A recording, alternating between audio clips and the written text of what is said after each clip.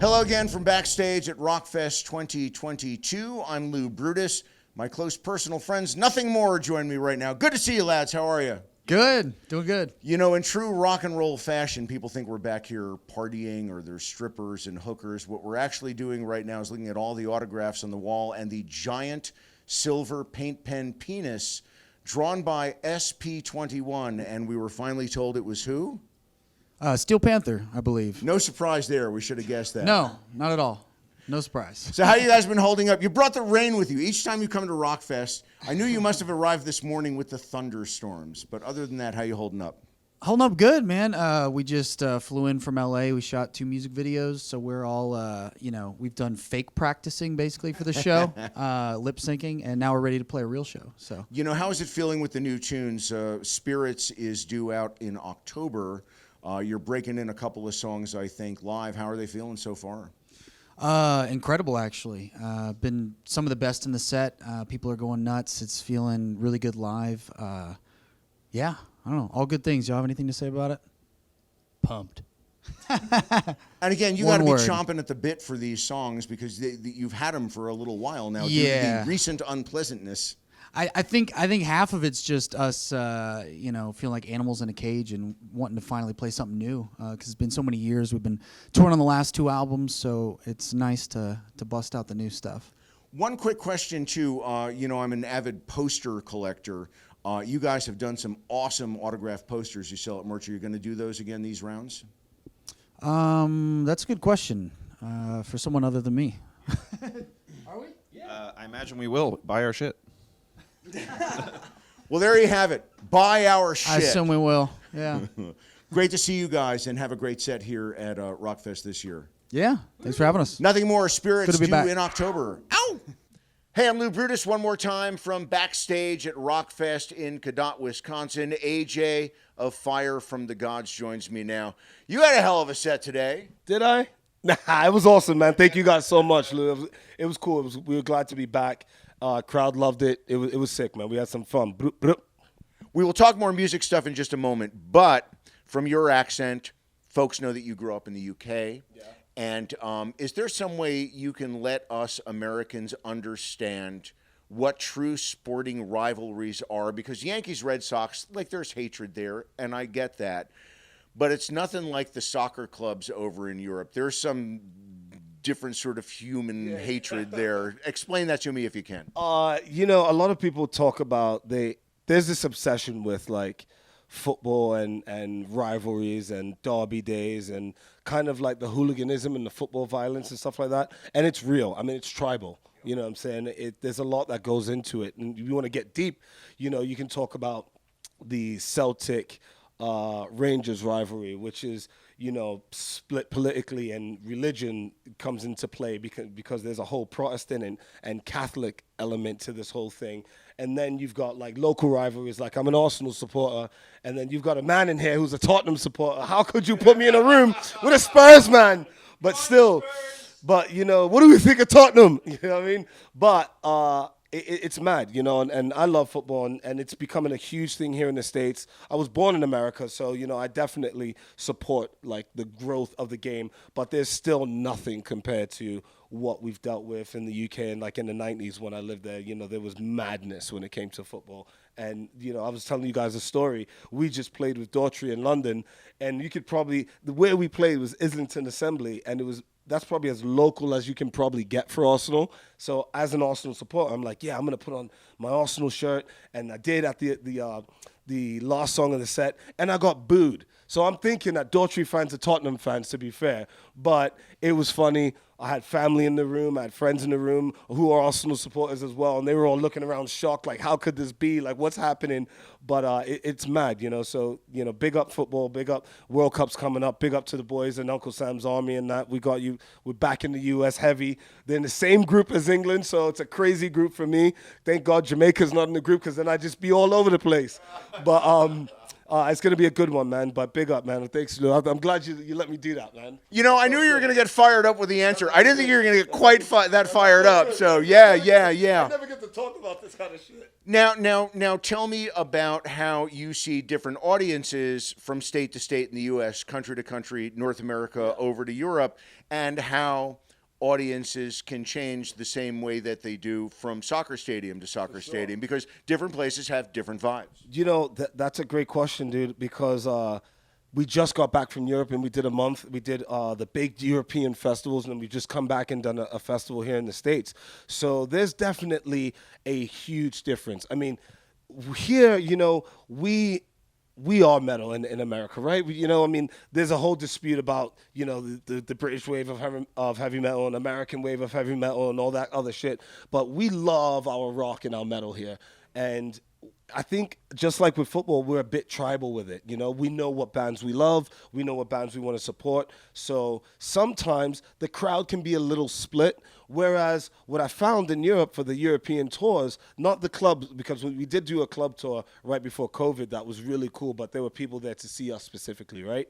But on the festivals, you got people that were just like, I've never heard of your band, but this is the biggest thing in the world. I love this, you know. They just want to have something heavy. They don't care, and they're all about it, and they'll show love. Whereas here, some people are like, well, I came to specifically see Fire from the Gods today. And I'm like, well, there's other bands today. Well, we don't really care, you know. But that's not to downplay the American fan. That's just, we know what we like, and you know, that is what it is. I mean, you see people, I've got a Pantera hat on right now, and Pantera's coming back, and it's like a whole split thing on the internet right now. It's so crazy. It's like the 80s, but on social media, right? Because last week it was like Metallica, Master of Puppets on Stranger Things, and this week it's like Pantera, you know? So I can only imagine what it was like back in the 80s when they were like, Pantera rules, and you had some old like thrasher dude like Metallica rules, and they were just at each other's throats. It's kind of funny, but it's a whole thing. It's different, and state to state, you know, we tend to, you know, we're a band from Texas, so we get a lot of love in the Southwest and throughout the Middle East, throughout the Midwest. But when you get to the East Coast, because of my connection to New York and my connection to like the hardcore scene, then there's a little bit of love. But then there's the gray areas where people kind of don't know the band, or they've heard Right Now or something like that, and then they're like, okay, I'll give your band a shot, and they just know the one song. So I just think it's with as much connection as we have today, I think that people should kind of just be a little bit more open-minded. You know, with football, it is what it is. You know, you pick your team when you're a kid, and that's it. You're sticking with it for your life. And if you were to ever say I would support another team, then you might get your throat cut, you know, your throat slit. You know what I'm saying? But with music and with metal and with bands, especially with newer bands, I think it's time that we kind of give it a little bit of love. You know, people start opening their minds a little bit and just saying, hey, I might give that band a shot, and actually give the band a shot. Where were you growing up? Where were you at that point where you started to go to see shows? And do you remember like an early first, second, third festival that you saw on some of the bands that maybe you got turned on to? My first time, when I came to the States when I was 17 and I went to high school. So I was starting to really get into like punk rock and stuff like that, like, and kind of like pop punk and shit. So I went to Warped Tour, which is like the obvious, you know. And where did you see it? New York. I saw Warped Tour on Randall's Island, and it blew me away. I think MXPX played, RX Bandits, Flogging Molly. It wasn't even that many like heavier bands at that time. I think the heaviest band you might have seen was if you got one of those dates where Hatebreed was on, and you would see like one of like a tougher hardcore band, you know. But that's kind of where it kind of like, for me, it clicked, you know. And then I started going to like local shows and shows in Brooklyn, and you know, started to go to shows at CBGB's, you know, like right before CB's closed. I saw Mudvayne at CBGB's, you know, which is wild. And then there was the WWF World, which changed into a bunch of other clubs, and El Nino used to play there, so I kind of got my first taste of like new metal. And then I went to see Slipknot at Hammerstein Ballroom. Oh, I was so at that show. yeah, dude. That was It was right like a before the Halloween tour show. ended. Yeah, it was a Halloween That show. was the next to last show. Yeah, man. I lucked out because I knew nothing about Slipknot at the time, but my buddy was like, "Yo, my dad got tickets, and his homie's not gonna go, So do you want to go? And I just ended up, my mom was like, what are you doing? My mom was devout, religious, very religious. She's like, no way. And so I just was like, yes way, I'm out, I'm out. I'm going to check this out. And then that was like life changing. And I was like, yo, this is it. This is exactly what I want to do. I love this. I can't get enough of it. And so it really like, it started kind of in like my past my formative years, you know what I'm saying? Because like 13, 14, I was still in boarding school. I was like a proper like Jack the Lad sort of kid, I was in boarding school overseas, so I wasn't really, I wasn't really into like anything besides like reggae and like maybe a little bit of hip hop. My sisters would send me tapes and stuff like that, or send me like BET recordings and shit like that. So that was like the only stuff like I got like outside of religious music. But once I started going to shows in New York and going to like hardcore shows and meeting hardcore bands, and I got turned on to Sick of It All, Madball, and H2O. Then I was like, yo, this is it. There's nothing else. I love that answer for several reasons. Your band makes so much more sense to me, knowing that there's a bit of a hip hop element to it. Yeah. There's this punk element to it. There's this metal element to it, and also your accent, because I'm usually have a fairly good ear for stuff, but you have this amalgam of English, Jamaican, and you also go into this New York thing sometimes too. And it's an interesting way to work out. I mean, how are you able to find enough people who shared a vision of, hey, we can sort of make a great band out of these 5 or 6 different genres? It was one of those things we just kind of like, we were just dumb metalheads, man. We just went into it. We're just like, what are we going to do? And they had a band before, Fire from the Gods existed. And there was this kind of like buzz around Texas for the band. But 3 members left and 3 members joined. And I think the 3 members that joined, especially myself and Richie, we brought a very different element. Richie grew up in Wiesbaden, Germany, but he grew up in also going to like church and stuff like that. So he got this gospel R&B element to his music and to his being an eclectic musician, but he loved Nirvana, he loved Killswitch Engage, and those are some of the common ground and some of the areas where we kind of met, and we were like, oh, this might work. So once we started going into the studio and we started actually writing songs, we were like, okay, this kind of sounds cool. And some of the early stuff obviously did not make it, but some of the really early cooler stuff did make it, and then it flourished, and we are where we are. I mean, we put out that record on Rise Records called Narrative, and I didn't even like Excuse Me. I thought it was like Skin Dread, and I love Skin Dread. Don't get it twisted. I love Skin Dread, but I was like, I don't really want to rap, and I don't really want to put like reggae vibes in it, because I was like still in my like new metal mode, hardcore mode. I was like, I want to be the next Howard, you know what I'm saying? Like, I want to do that. And I love Seven Dust, so I was like, okay, I want to do rock and stuff like that. But it just became natural. And the more people, the fans are really what led us to where we are now. The fans really kind of opened and embraced what we were doing and made me feel a lot more comfortable to be able to express myself and express a little bit more of myself. Because really in the early days, I really didn't talk about it. I didn't like when people brought up my accent, or my upbringing, because I was like, oh, then I've got to go through the whole spiel. Yes, I was born in America, but I've lived overseas, and I've got to go through this thing, and I've been doing it my whole life. So I thought it was kind of like, I didn't think people in metal and like rock would embrace it, but they have. And they've shown that, we are a big family, and we don't care where you're from or who you are. And if we like your music, we're going to fuck with you. Yeah. And they fuck with Fire from the Gods, so I'm appreciative of that. Tell me about SOS. Oh, man. Save ourselves, A good song for these days. Yeah, it's like people said that American Sun was kind of the soundtrack for 2020. But I was looking at some posts that I wrote back in 2013, 2012, and I've always had this mindset that I love this country, I love what we're about, but along the way we might have made some mistakes, and some of those mistakes we're paying for them right now. We're paying the consequences of idiot politicians that are not paying the consequences, and the people are paying the consequences. And SOS is kind of, it's more of that call to action. It's more of that sense of urgency like I had with the song right now. we have to change right now. We can't wait till tomorrow to change. We have to change now. But SOS is like, I can't believe we're still here, even after the turmoil of the last 2 years. But if you, having gone on the tour with From Ashes to New, we did a full U.S. tour before we did the European tour. And to go back to the question that you asked about the difference between fans state to state, it's what I saw was that people were itching for something new, something to get them out of the misery and the anger and the mind, the headspace of the division, the political strife, the pestilence. You know what I'm saying? Just we had this talk when we did Rockfest last year because we couldn't believe we actually were at a show. So SOS kind of is a culmination of that. SOS is I feel like instead of, I want to make a change, but at this point, I really don't know how to, because it seems that some people don't.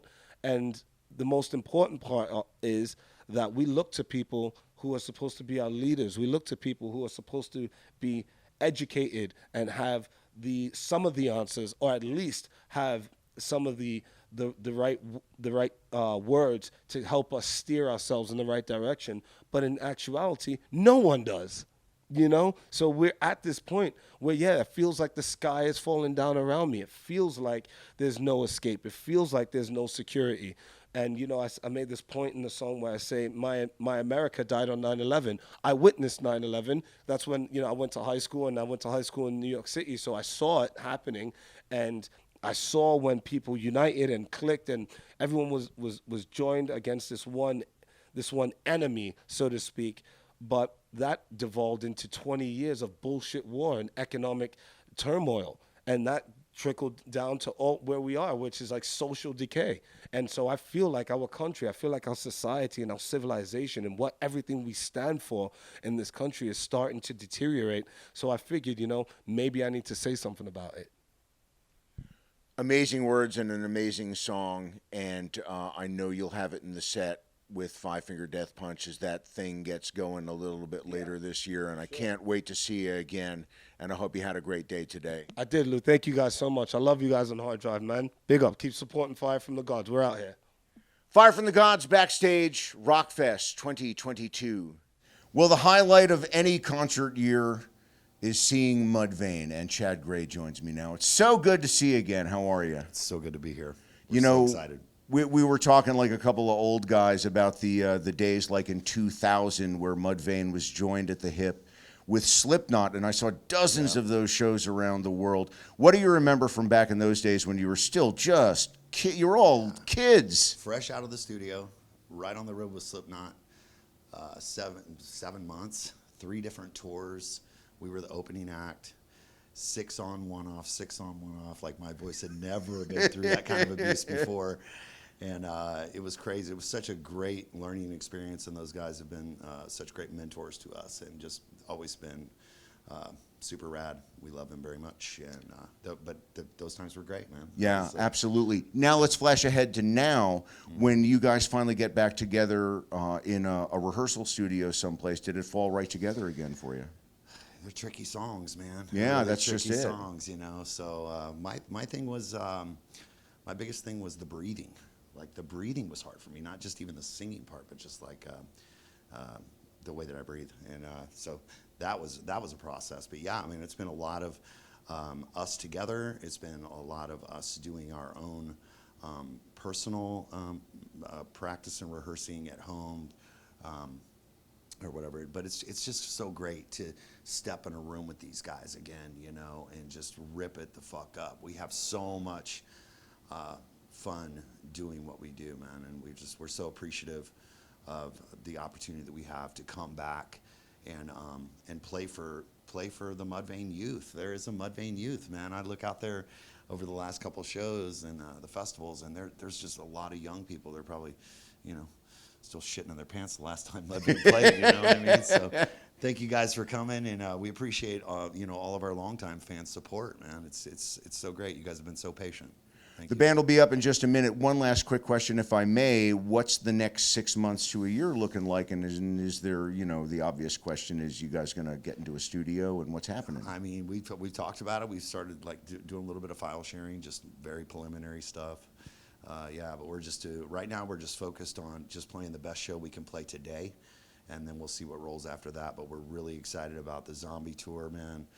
We've toured with him for years. We did Merry Mayhem with him. That have been 01 or I saw that like in 2000 or 01. Kansas City or someplace. Yeah, crazy. So we go way back with Rob, and we're stoked to do that. And of course, his little brother, Power Man, and Static X, man. Yeah. It's did a lot of touring with those guys too. So it'll be fun, man. We're really excited about the Freaks on Parade tour. That's happening this summer all over America. So if you have a chance, man, get out and come and see it. Let's get right. I'm coming. All right. I'm coming. I'll see you then. Sounds great. So good to see you again. Boy, oh boy, I'm so thrilled. Coming up next at Rockfest, it's Mudvayne. Hey, this is Tyler, and this is Dean of Theory of a Deadman, and I'm Lou Brutus, and we're backstage at Rockfest in Cadott, Wisconsin. Good to see you. How are you, Ty? I'm good, man. How you doing? I'm doing very well. Dean, you look well. You look like you're on a summer tour. I'm feeling good. I'm feeling summery. Being up in Canada for so long, it's nice to be down in some Wisconsin sunshine. Where in Canada are you at? I'm in Vancouver, West Coast. What makes Vancouver, and you have to excuse my reach time. Sorry, you're going to be looking at my elbow a little bit. But what makes Vancouver? It's a great music town. It's a great food town. What is it there? Is it something in the water? I don't know. I think it's just it's a West Coast thing. We're really close proximity to Seattle. So I think like that early 90s Seattle thing really blossomed the Vancouver music scene as well. We have tons of international travelers coming from a lot of Asia and stuff. So they bring a lot of their culture and foods and restaurants and stuff like that. I don't know. It's a good blending of all different kind of cultures. And it also spills over into nearby Victoria, which is one of the most beautiful cities I've ever seen in my life. Tell me, Ty, I know you're a lot of your time in the U.S. now, but tell me about some of the more exotic locales of Canada. You and I have spoken. I've been to like Tuktoyaktuk and Yellowknife and Churchill, but I've never been to a lot of the coastline. I mean, I don't know about the coastline, but I know like there's a town called Buffalo Jump. Yeah.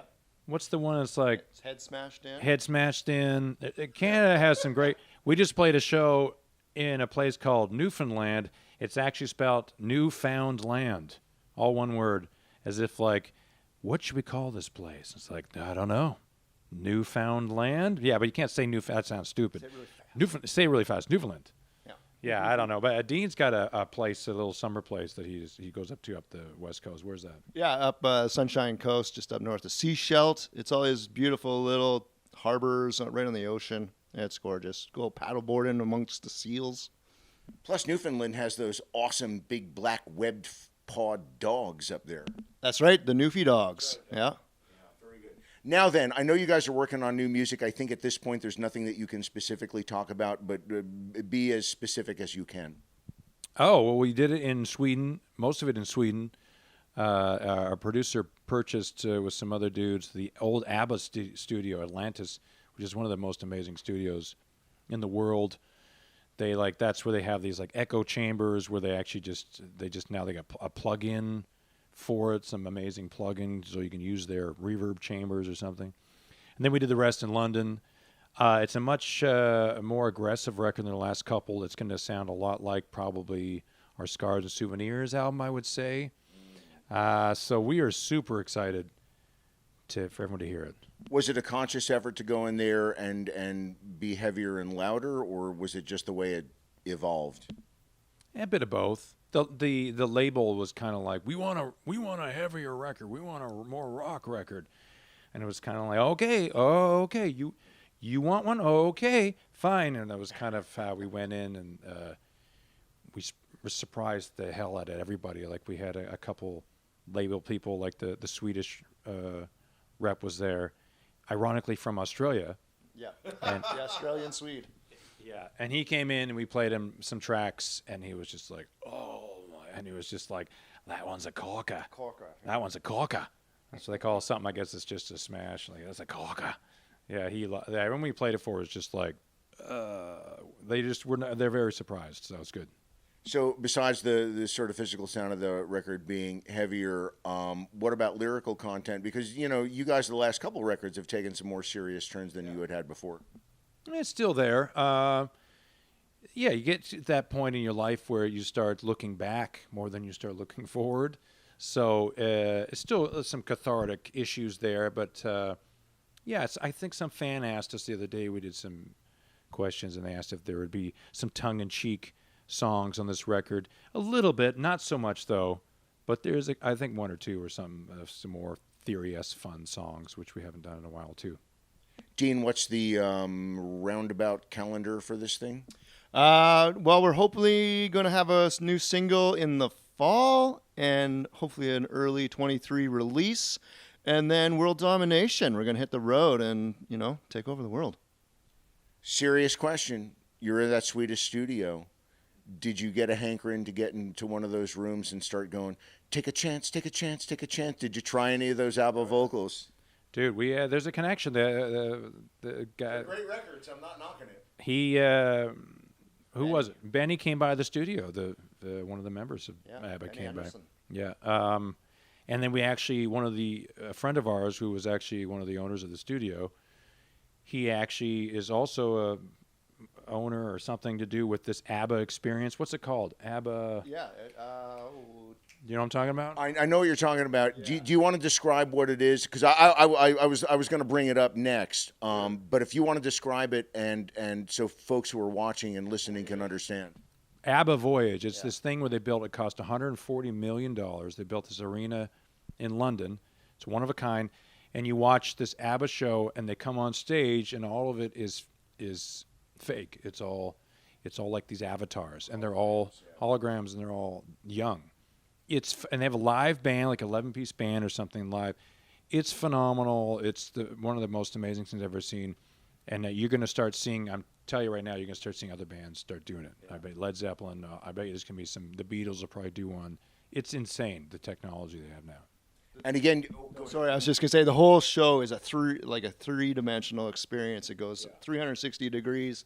Lights are coming down in front of you from the ceilings. It's amazing. It's very immersive. And just to see the characters on stage, you can't believe that they're not actually real. There's fan interaction and breaks between songs, just like a real concert. It was incredible. So are you watching this thinking, I never have to leave Newfoundland again. I can stay up here at the summer house and we can send our avatars out on the road. That's right. Yeah, we got to get our motion capture suits on and, get it done. 100%. Do you find technology like that scary or something to not embrace, or is it like full steam ahead? I embrace all technology. I'm all aboard everything that's going on in the industry. It's all getting more and more fantastic. I know there's some ebbs and flows here, but I think I'm embracing it full on. Now I just got to figure out this TikTok thing. Yeah. I look at this stuff and I'm thinking, well, that's really great, and then I'm like, man, I've seen a lot of science fiction movies that start with stuff like this, and they don't turn out so good. Yeah, exactly. Well, listen, it's great to catch up with you guys. Great seeing you, and I'm so glad I remembered, Dean, to bring you. I brought them for everybody, but they were specifically, I brought one for you, a Carol K bass pick. Actually, do you have it on you? Can you show it for the camera? It should be here. And if you would, this is going to be sort of a music history lesson. Can you tell who Carol K is and her importance in music history? Because when I got the picks, I know you had made a comment online, and that's why I made sure I brought them. Yeah, well, she's like the queen, isn't it? Motown came up with all the old bass session player that was on all those old hits, wasn't she? Yeah, she was with the Wrecking Crew in Los Angeles, and they were sort of an aggregate of studio musicians, and they ghosted. They played on literally hundreds of the biggest songs of particularly the 60s into the early 70s.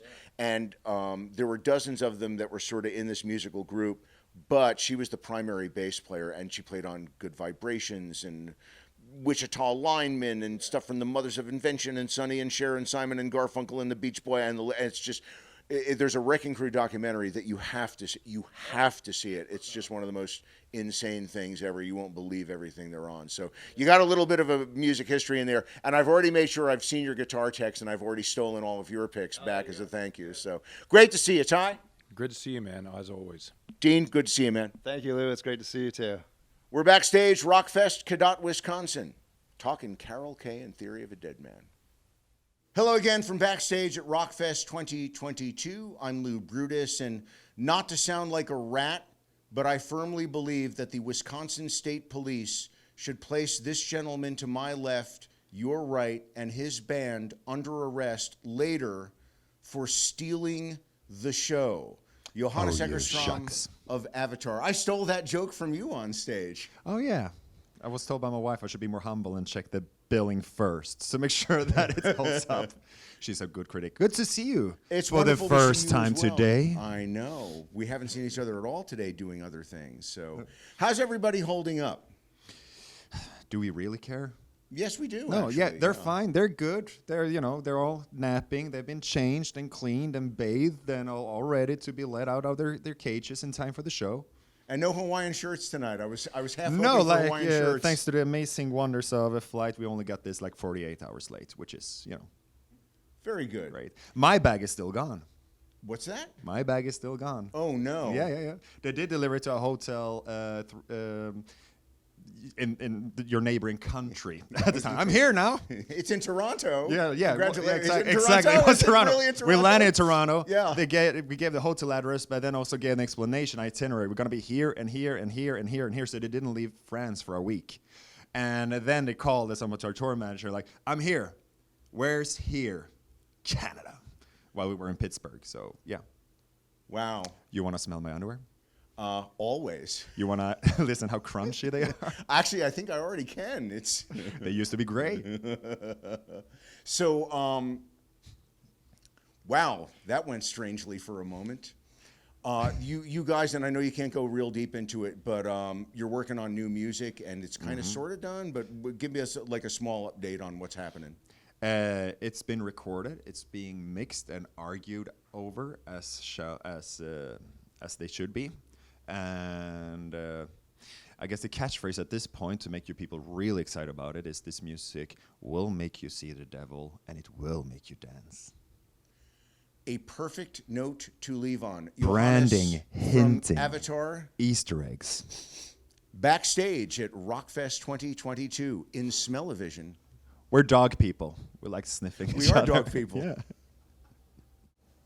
And it really is always a pleasure to speak to this gentleman, Randy Bly of Lamb of God. Not only a favorite musician, a favorite photographer. Randy, how are you? I'm well. How are you doing, Mr. Brutus? I'm very good. I would love to touch on the song Nevermore, which ties in very well to the work of Edgar Allan Poe.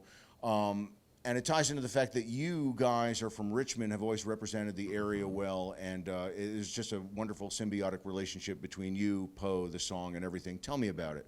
Yeah, the song Nevermore is basically a lyrical history of our city from pre-revolutionary times until as recently as the summer of 2020, current days, and historical events that have happened in our city. There's a lot of Poe references because Poe is from Richmond. So it's sort of a historical lyric poem seen through the eyes of the master of horror, as it were. And the reaction back in Richmond has been really spectacular, I think. Well, yeah, I mean, people I know that have read the lyrics and have seen it, they know what I'm talking about. It's very Richmond specific. One last thing before I let you go. You do a very physical show, and I've told you through the years I worry about you sometimes. It's fun to take pictures of you flying through the air, but I worry about you. How are you holding up? I'm slowly falling to pieces, but that's okay. After this, I will go and tape both my knees and put on the ankle braces and do all that stuff and stretch. Everyone thinks rock and roll is so glamorous. It's all about knee braces and finding clean towels. Yes, it's backstage.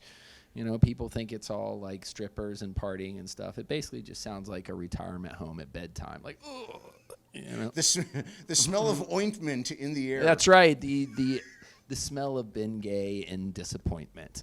Well, there's an album title. Yeah. There's an album title. Hold on to that. Randy Bly, Lamb of God, is up next. Thanks for hanging. Hey, I'm Lou Brutus. We're backstage at Rockfest in Cadott, Wisconsin, where it's time to headbutt with Dan and Liz of All Good Things. Ready on three, let's go. 1, 2, 3. All right, Dunk. starting it off. Wise guy. So it's very good to see you. Last I saw you, we were all with Seven Dust in Baltimore. Have y'all been home at all since I've seen you? Man, we did get home. We've been home for about a month. These guys went to Hawaii, got to do a little vacation time in between shows. But yeah, just getting back out here to a couple festivals this weekend. Yeah. Liz, when you get some time off, do you just go somewhere like Hawaii? Do you find a beach and just decompress and not move for 2 weeks? Yeah, pretty much. Yeah, it's we were just chilling on the beach and everything, and then we thought we'd better leave because otherwise our next album will be a reggae album. So, So if you would, tell me about like the last 6 months, because it seems that there is a palpable sense like there's a wave coming up underneath you guys, and you've made a hell of a lot of inroads recently. Yeah, I think we've just been lucky enough to finally get out and tour a bunch. You know, we just got off the Seven Dust tour of Starset, POD, and a couple singles came out last year. Had some good luck with For the Glory and the Comeback, and just gearing up to release the next single now. Got to shoot a video, do a little recording, but we've got like a little EP we're kind of getting ready to release here in the near future. Yeah. So what can you tell us about it? Well, he's got an acoustic version of a song that's already out there, a B-side, a cover, and a single that's kind of to be announced. But it's a song off the album. You guys have all heard it if you heard Hope and Hell. So. Okay. And what about the video? Tell me about it. the video we haven't made the video yet. We got acoustic video. That's a crazy. Oh yeah, we got an acoustic video. We did an acoustic version of this song. A lot more strings and more orchestral version and everything. And it was good fun. It's just in the studio, but all of us playing all different instruments and everything, which we love to do. So. What have you learned the last year or so as the touring has got more intense for you guys? Because you had a very interesting beginning where things just sort of happened and appeared, particularly touring with a band like Seven Dust, who have been at it for so many years, and they're so machine-like in their quality on stage. I mean, when you look at somebody be able to do it every night, what do you try and take away from it to make yourself better?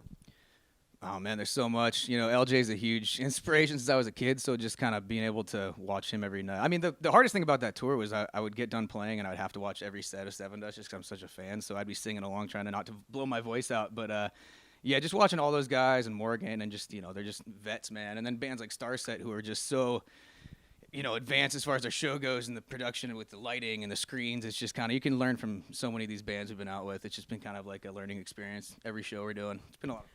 Liz, same question for you, if you would. The last year, what have you really learned about being on the road and how to do it? Oh, that's a good question. I don't know. It's a grind, but it's just been so amazing working with all these different artists and, seeing how different people put on different shows and everything. And I'm always surprised at just how welcoming and kind and supportive and everything all these bands are. Like Dan said, we're big fans of all of the bands we've toured with in the last 6 months, from POD to Starset to Seven Dust, Word Alive, From Ashes to New. They're all bands that I've always listened to, and the fact that they just welcomed us into their fold and, made us feel really at home and shared their fans with us. It was amazing. It was so good. You each mentioned the Starset guys. One of the great shows that I've seen you play was with them at the Sylvie in Madison, Wisconsin, which is a tremendous venue. I have to ask, do you have any sort of anecdotes or Spinal Tapian stories about touring with Starset, specifically relating to Ernie the Starset dog? There's a lot of Ernie stories, man. Ernie, shit, exactly. Actually, lots of shit. He loved to poop in our green room, and he actually almost peed in my suitcase one time, and Andrew stopped him from peeing in my suitcase. But actually, he was good. A couple of times he pooped right in front of the toilet, though, so it was really convenient. It was easy cleanup. It was right there. He knows what he's doing, He's a smart dog, man. Yeah. That dog runs the show. He's like, it's so funny seeing Siobhan and everybody out there walking. Like, everyone's got to take time out to look after Ernie. And, of course, we're massive dog lovers, so we were totally sucked in as well. We were always like, Ernie, come for cuddles. I remember the acoustic. They were always at a VIP acoustic thing, and Dustin's like just about to start singing, and someone's like, "Your dog just peed on me," and he's like, "Yeah, he does that. Sorry about that. We'll get you a T-shirt or something." I don't remember, but yeah, man, Ernie's hilarious, and he's also like one of those dogs who will come into your green room, and you're like, "Oh, let me give you some pets," and he'll look at you like, "No, dude, don't touch me," and he'll poop and run away. He's like, he's too cool, man. He's way too Or he's looking like, what's on your deli platter over here? Exactly. It's like, feed me some of that Little Caesars pizza. I know you got some. It's in every room in this venue. That tour was a steady diet of Little Caesars pizza because that was the star set VIP. Well, they had to ban him. You remember they gave him like a toy piece of pizza, and he's like, "What is this?" Ernie's not allowed to eat pizza. Nobody feed Ernie pizza. Nobody feed Ernie pizza. Yeah. You know, back to serious stuff. The way you guys started was rather odd because the songs came and then the band sort of happened kind of a little bit later, and then the touring, which is sort of out of order for most folks. Now that you've really gone out and met people face to face, what kind of feedback do you get on a personal level about why these songs blew up in the first place?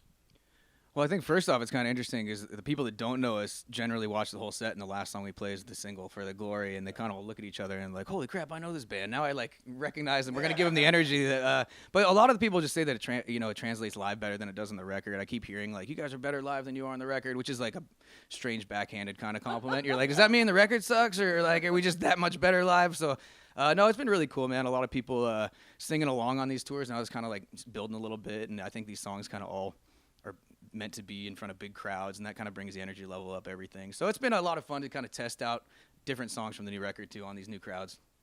Was there ever any talk of doing the song twice in the set, like doing it as an opener and a closer? It's, by the way, it hasn't been done a lot. I think I only saw it happen once back when I was a kid. There was a band called Big Country, and they had a huge, great song called In a Big Country, and they opened with it, and it's a great opener. And then when they closed with it and did it again, people went crazy.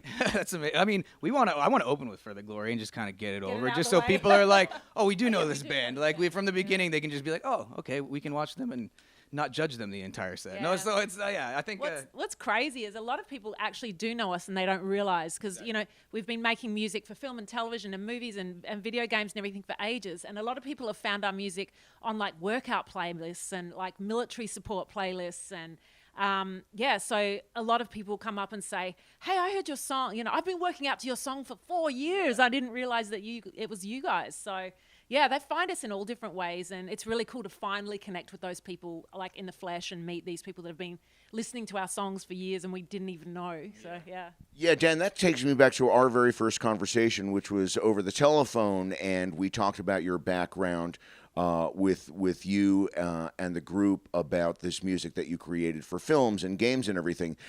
Without getting too deep in the weeds, how does that world work? And I'm sure a lot of other musicians ask you, because it's sort of a mystery to some folks how you get your stuff placed like that.